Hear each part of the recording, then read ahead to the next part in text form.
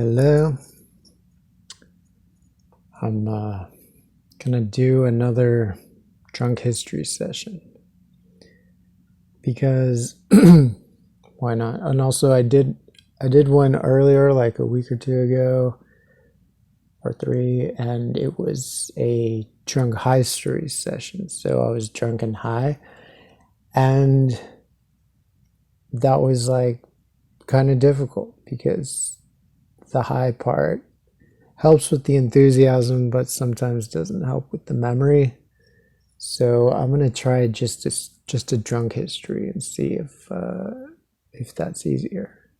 I mean, I think I did all right, the drunk high, but it was a challenge.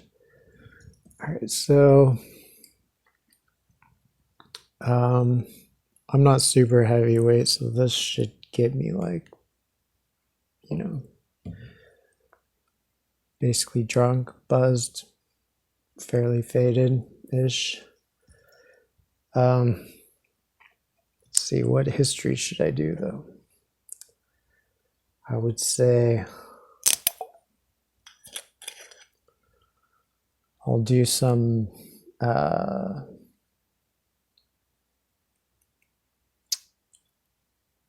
see, I'll talk about Neanderthals a little bit.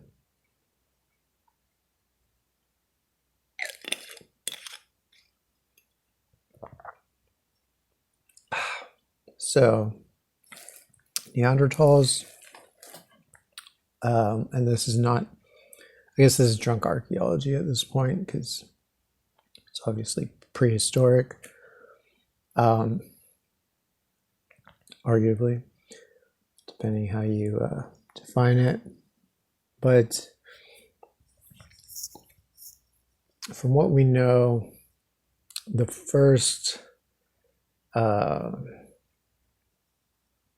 kind of ancestors of ours that left Africa in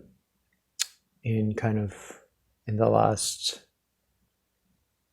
couple million years, I suppose, were called Homo erectus, and there was also Homo ergaster, which may have basically been just a subclade or a clade of erectus, and there was also Homo habilis, which I think was prior to erectus and was thought to have been one of the first, or if not the first, hominin with tools, although there may have been now since early, we may have since found earlier instances of tool use, I'm not sure. But basically erectus was the main, like, major population to leave Africa. Although, I mean, I guess there's some who believe they might have been from Asia or might have been from elsewhere, but the general consensus tends to be that they were from Africa and that they spread into Eurasia. And Neanderthals, they either in Europe, they may have, well, they seem to have evolved into Heidelbergensis, which is in some ways kind of midway between us and Erectus. And then Heidelbergensis, Heidelberg man, evolved seemingly into sapiens in Africa and into Neanderthal in Europe. And I mean, Neanderthals, we have a population that is generally thought to be directly ancestral to Neanderthals, and that would be the Cima de los Huesos hominins in Spain. And those are basically identical or nearly identical to Neanderthal in mtDNA, like maternal mitochondrial DNA. But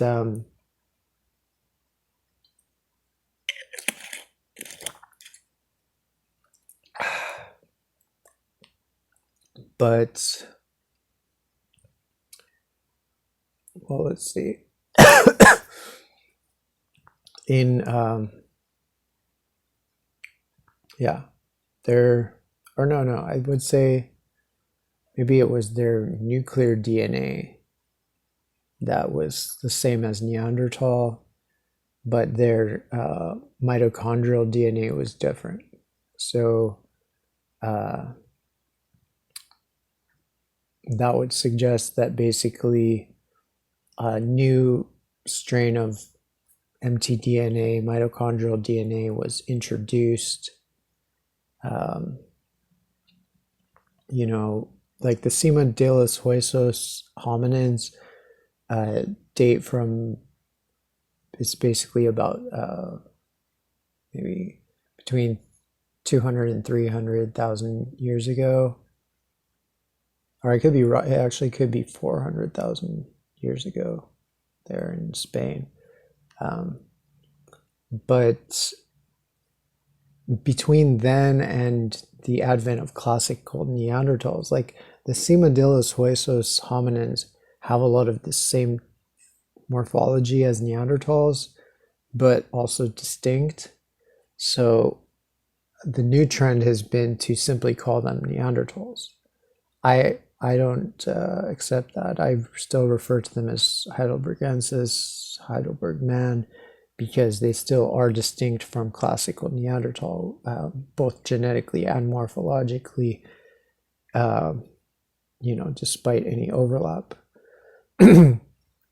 So between Cima, let's say Cima de los Huesos, like 400,000 years ago, and between then and about 250,000 years ago, or maybe about 250,000 years ago, we find the early classic Neanderthals, which have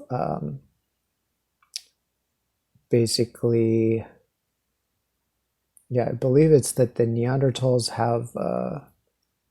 have mitochondrial DNA that's closer to sapiens.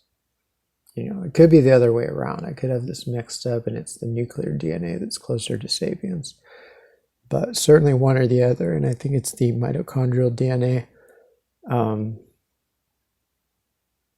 Yeah, either the maternal or the paternal DNA of Neanderthal is much closer to sapiens than it is to Heidelbergensis, which the general conclusion from that is that they actually were descended from sapiens or from proto-sapiens, that either very early sapiens interbred with Heidelbergensis, the basically Cima de los Huesos, or related to, you know, basically the same type of hominin as that, interbred with them and created Neanderthal,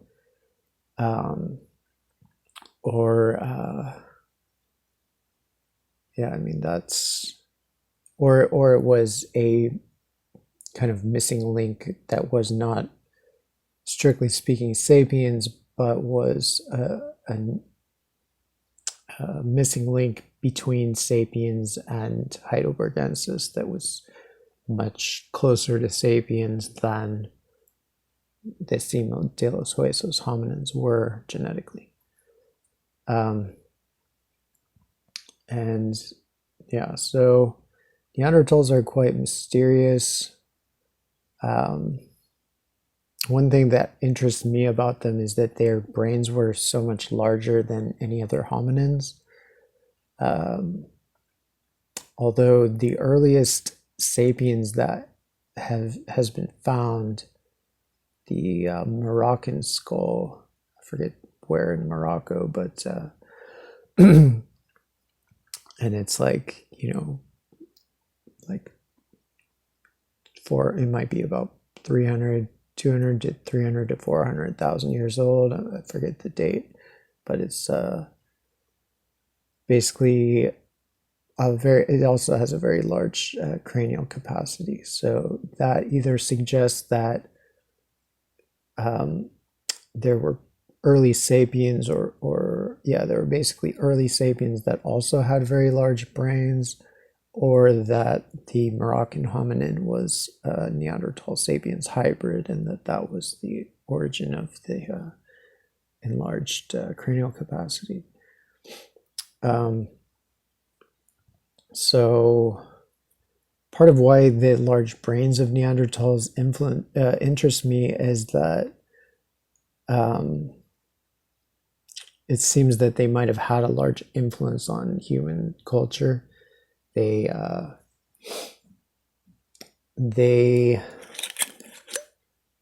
there are studies suggesting that they were the ones who taught early sapiens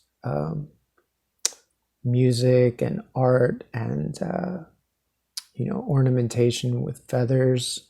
They may have been the first to use feather ornamentation.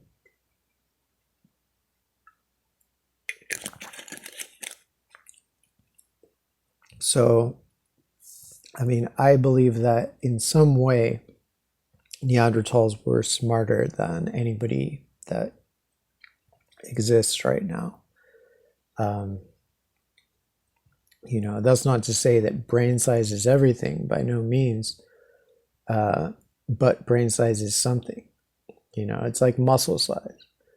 Like muscle size is by no means everything. Like there are people with big muscles that might not be as strong as somebody who has more compact muscles, or it's like, but somebody with big muscles is not going to be weak. Those muscles are doing something. They're not just sitting there doing nothing, taking blood from the the heart and everything just to look pretty. They're doing work, and the brain is an organ. It's basically like a muscle. And so I think that the Neanderthals were very intelligent, and I think that the Neanderthaloid hybrids that were basically the first sapiens in Europe. Like I think the earliest sapiens fossil in Europe is the Oasi. Not sure if I'm pronouncing that right, but I think it's from Transylvania in Romania.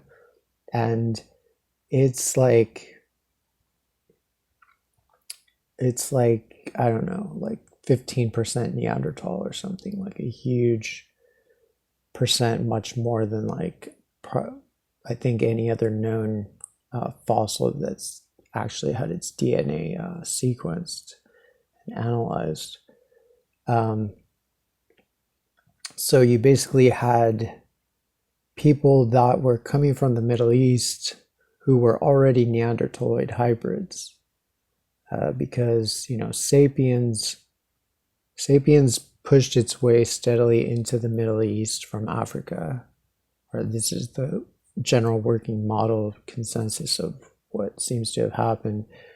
They worked their way into the Levant, like Israel, Palestine, Lebanon, and then they were there for a while, and then they were basically replaced by Neanderthals, and then eventually it went the other way again, and the Neanderthals were replaced by the sapiens.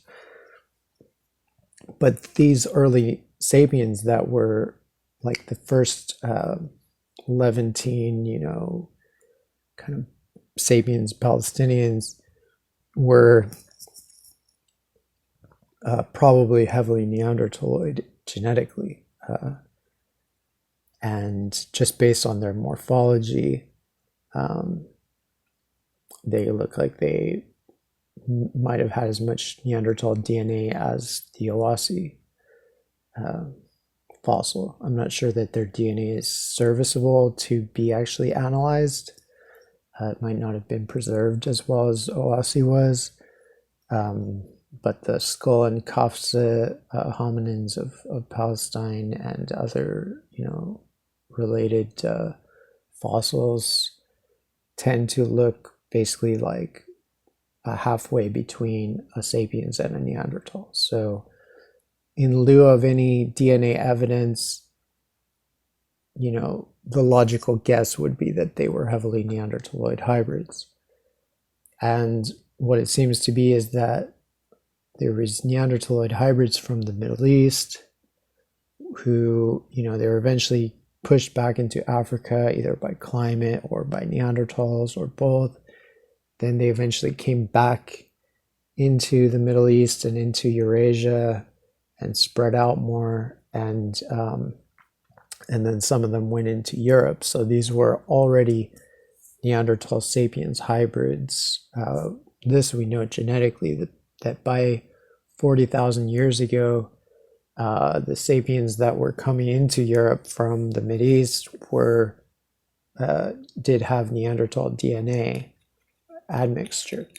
And so they were coming to a Europe which was just purely Neanderthal.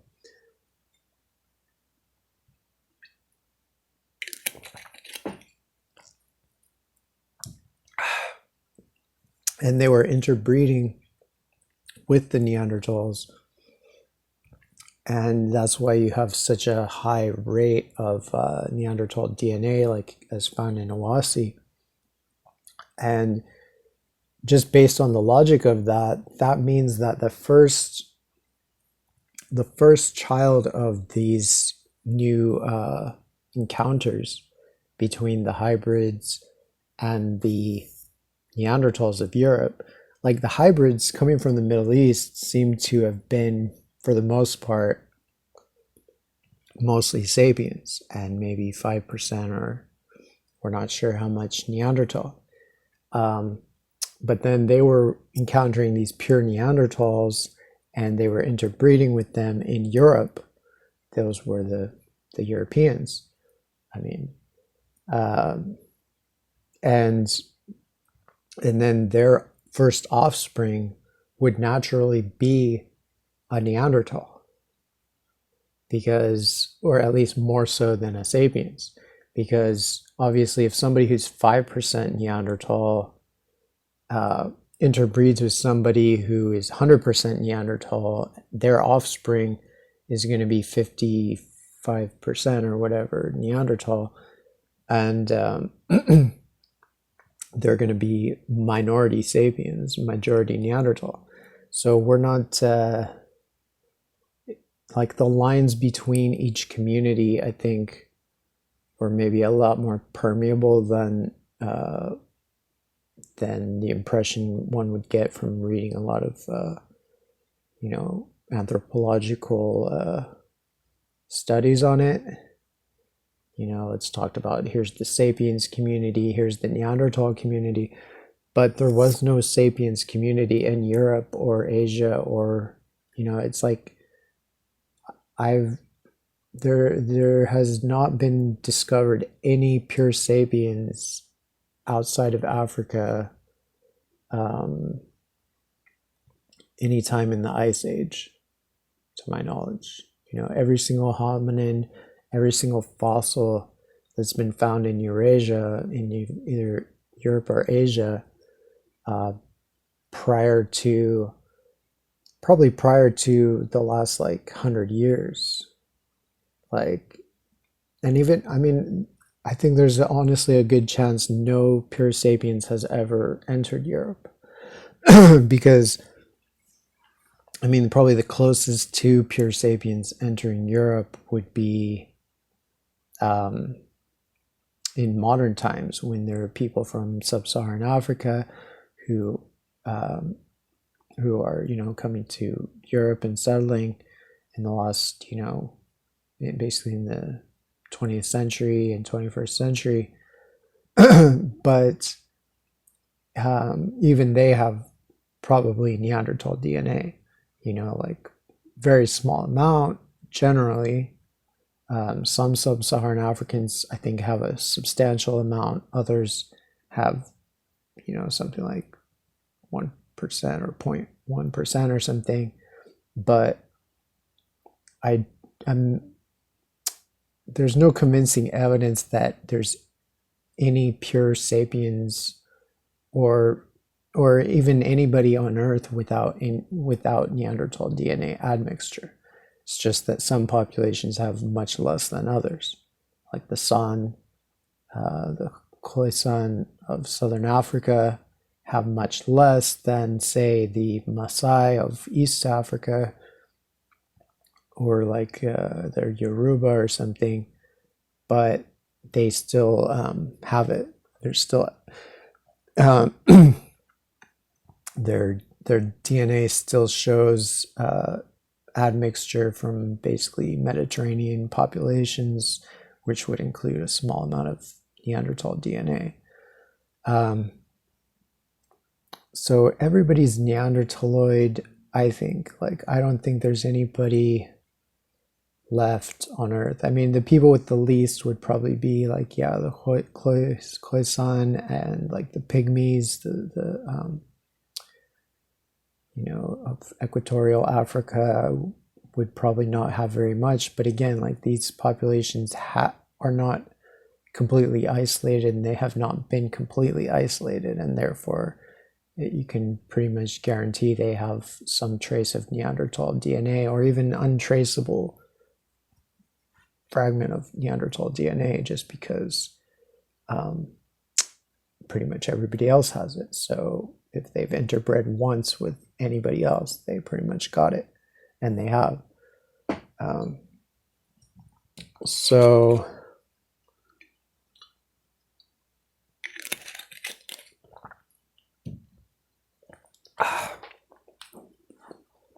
Neanderthals they had huge brow ridges, like massive brow ridges. I actually have massive brow ridges for a modern human, but it's not really visible here. But they had like brow ridges that, probably stuck out like a good inch or two or more forward, and were these big round things, basically, you could say, in lieu of eyebrows. I mean, because the brow ridges were supposed to protect the eyes somewhat, and I guess, well, eyebrows at least protect the eyes from stuff falling in our eyes. So they didn't have eyebrows. Contrary to modern reconstructions, there's no chance that I think there's at least very little chance any hominin with legit brow ridges has ever had eyebrows, because eyebrows are just like basically a cheap or a flimsy stand-in for brow ridges. But then they had their forehead did not go up very far. Basically, they didn't have a forehead per se, or it just receded very quickly. So basically, from the brow ridges, their head went, instead of up, it went back, and they had very long crania, and they had very large brains. Their brains were 25% larger or more compared to sapiens brains. And a lot of people say, well, that doesn't matter, we're still the best because our brains have more wrinkles in them. But all the evidence suggests Neanderthal brains had even more wrinkles. So yeah, at least everything where we would say that we're smarter than like a squirrel, which is not entirely true. There are many ways in which squirrels are smarter than us. There are many ways in which a squirrel could never possibly be as stupid as a human being. But there are also ways in which we are smarter than a squirrel. Things that we could do that a squirrel could not do. But I think the Neanderthals would say the same about us. There was probably a lot that a Neanderthal could do in the same vein, and we are closer to the squirrels in that sense. And there's nothing wrong with that. Obviously, squirrels are awesome. I would probably choose squirrels over humans if I had to choose. But But yeah, I think Neanderthals, um, you know, a, a species will not have like some huge organ or muscle or whatever generally for no reason at all. Like if they're like the brain is like the most expensive organ to have. You have to feed it, like it's taking the lion's share of your nutrients, of your water, of everything. And so if it was serving no purpose, then those people would have died out like the first generation because they just had this basically a parasite in their head eating up all their nutrients and water and not doing anything for them. But the reason they didn't die out is because their brain was doing something for them. Like the earliest temple that we know of in history or prehistory was built by Neanderthals. Um, and, this is something not taught in schools. And of course, there's a lot not known about it. There's a lot of unknowns, but all the evidence that we have points to Neanderthals having built it. It's in southern France in a cave called Bruniquel, Bruniquel. So if you ever have an inkling or if you got a notion or whatever, Google Bruniquel Neanderthal cave, Neanderthal temple, Neanderthal stone circle. They built a circle out of stalagmites or stalactites, way underground in this cave that is almost impossible to even get to, and was almost probably impossible for them to get to too. And it's 175,000 years old. So by contrast, the earliest temple that is generally pointed to as the first sapiens temple, which itself was built by Neanderthaloid hybrids, is 12,000 years old. So that's, yeah. However many times 12 goes into, 12,000 goes into 175,000. Basically, the Neanderthals, the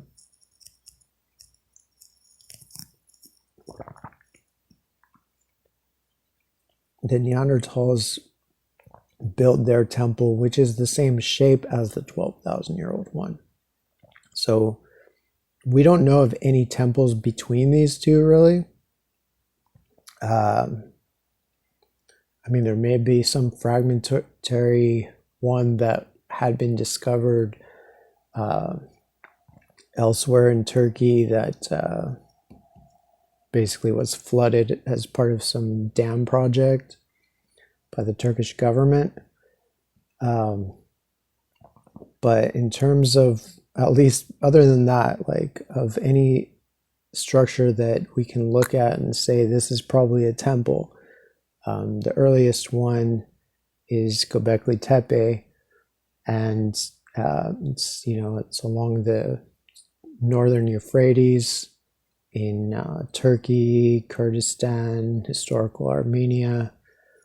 It's also called Portasar by the Armenians, and it was built the same kind of oblong shape, stone circle, and then the same two kind of towers or shapes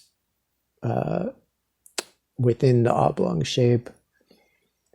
And so yeah, it's hard to know exactly what that was, but I think it was probably a cosmological kind of calendar map, mandala type thing, like a lot of ancient temples were, and like Göbekli Tepe itself seems to be. I think Bruniquel, the Neanderthal Bruniquel temple, also was. There's a Neanderthal flute, or at least something that's been described as a Neanderthal flute that was found, I think, in Croatia or something.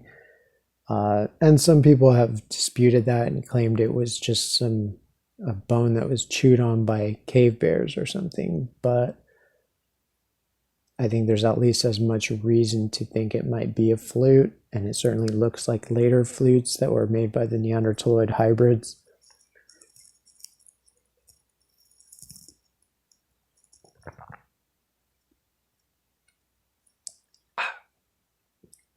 Sorry for the faces. I'm not really a seasoned drinker per se, especially not like this is like the strongest thing I can really drink. Jägermeister, 35%. Okay, that's a lot. But so Neanderthals, we don't know exactly, like we don't know what skin color they had. There's some reason to think that at least some of them might have had light skin, seeing as there's some modern, basically light-skinned people and people with light skin and light hair who have genes in their skin and hair that seem to derive from Neanderthal.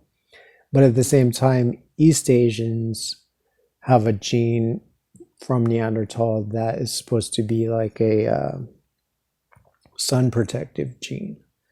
So if anything, the Neanderthals their skin color may have been closer to a kind of East Asian person, kind of classic East Asian morphology compared to European. The main thing that distinguishes them physically from everybody else basically is that they had a very long projecting nose that basically their nasal bridge, this part here, the bone, instead of going down, or in some people, I think if somebody has pure sapiens DNA, if somebody's 100% sapiens, or at least has no Neanderthal DNA at all, they might have just sapiens mixed with hominin X. There's one or two hominin X's in Africa that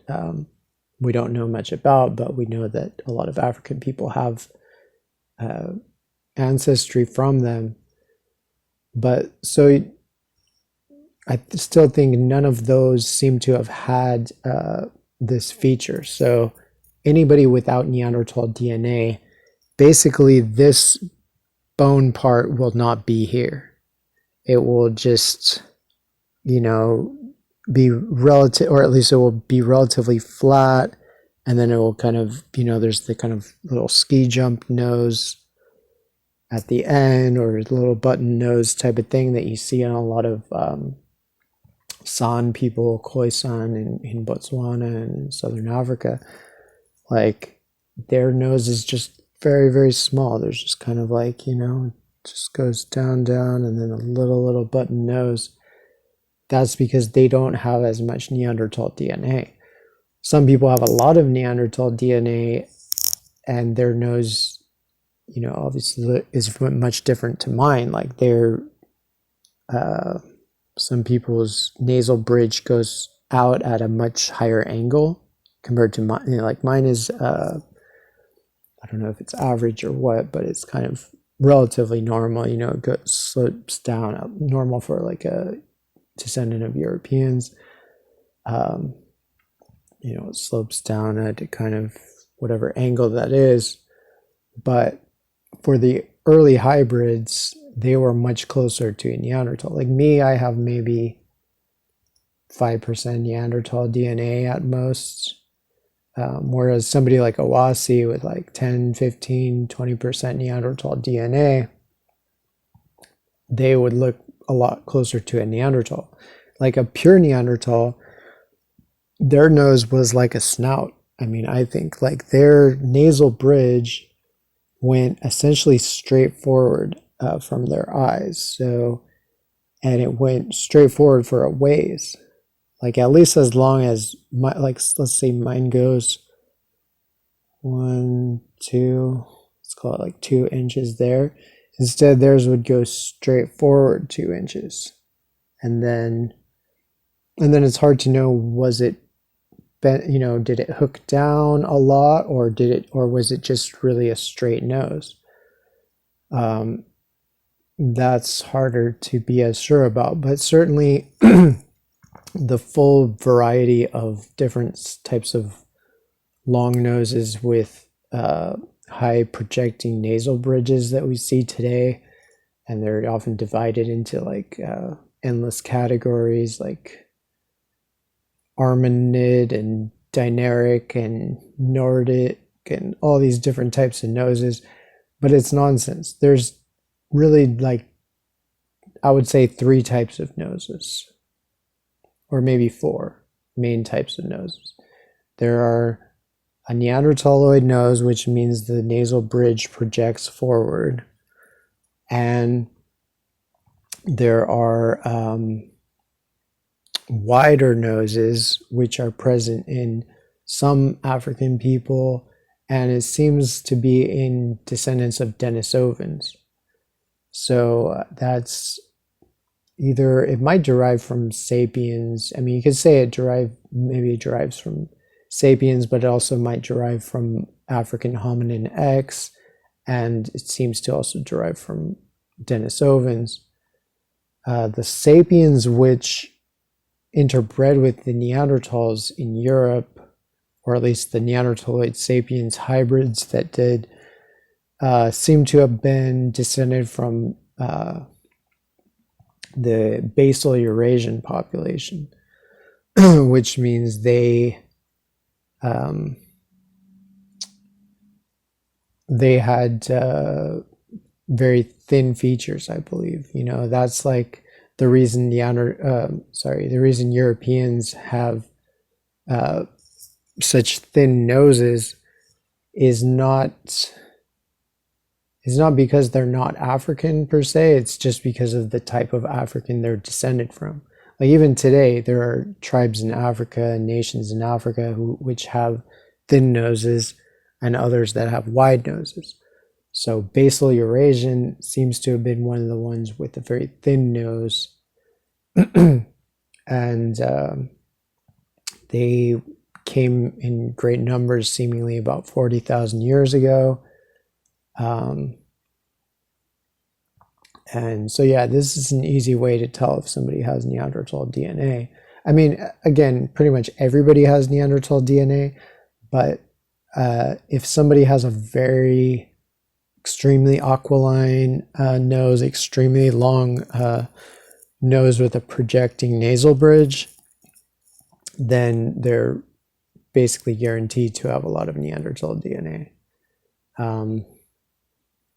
For me, myself, like I know that I have more Neanderthal DNA, or I think I have more Neanderthal DNA than is evident in my morphology, just based on the morphology of my relatives and the rest of my family, which is more dramatic. But so, like in every family, every kid is different, and that's the same with any of this. Genetics is kind of a lot of, you get random stuff. So your genetics, your genetic morphology is not the same as your ancestry. Obviously, you can be descended from somebody without, showing physically their morphology, their traits.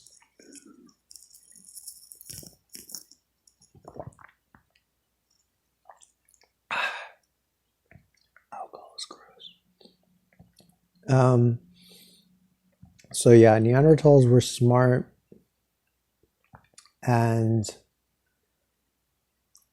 but I think there's a certain thing that happened, like when Neanderthals interbred with sapiens. Like I think sapiens are smart too, definitely, and were probably smart in a lot of ways that Neanderthals weren't smart, just because that's how it works, like nobody gets everything. But I think that some of the inability of the Neanderthals to understand the sapiens, or vice versa, or some sense in which they thought they could kind of hold out against each other and maintain separate agendas that were contrary to each other, I think has led to a lot of the problems in human society, because there's a kind of way in which our human society is at war with itself. And I think part of that is down to the inability of Neanderthals and sapiens and Neanderthal and sapiens hybrids to kind of make peace between the seemingly contradictory elements.